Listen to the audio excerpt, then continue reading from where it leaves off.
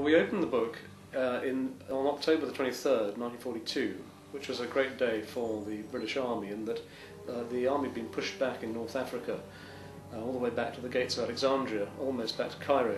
I began the book from the point of view of an ordinary soldier. I didn't want to start with a commander or a general.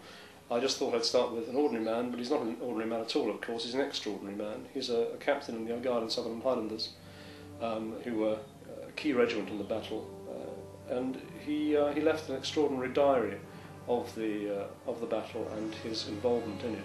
It's been labelled a battle without hate, and that intrigued me. How two apparently totally antagonistic armies could actually fight each other to the death and yet not hate each other.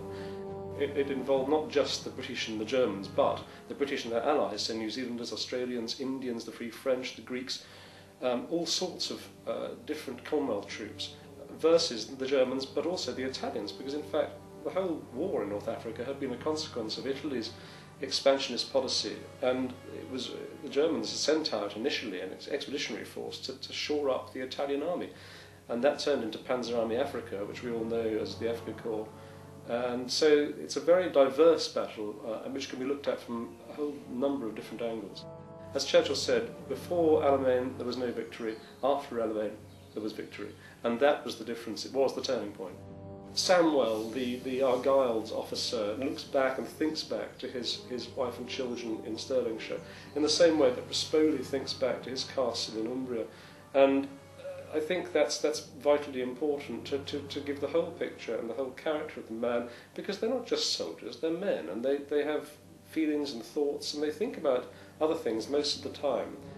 Finding the people on which to base the characters is always a bit of a struggle, although in Alamein the starting point was really fairly simple. There are some very good first-hand accounts and very good histories.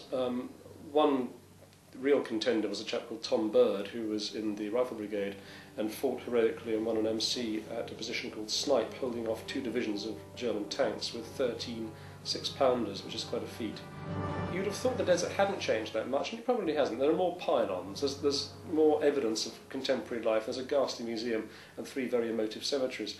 But the big problem with Alamein is there are 500,000 mines, and if you go there, as I went with my family, you do not walk off the road unless you're with a guide. I didn't go with a guide, which I might well do in the future. I'd like to go back. Possibly the most interesting thing for me, and the most vivid reminder, is that, which is the top of a German mess tin. That's the bit you boiled up, and it acted as a lid on the top of the actual tin containing whatever food you could manage to bring to the battlefield. This is a very moving piece of equipment. It's all that's left of a German belt. It's obviously been blown off the wearer, and it's been slightly distorted, but it's very clearly bears the Nazi eagle and the rather sad and poignant Gott mit uns logo. One of the reasons that I wanted to write about World War II was that I believe it was the last just war, and that's something that intrigues me.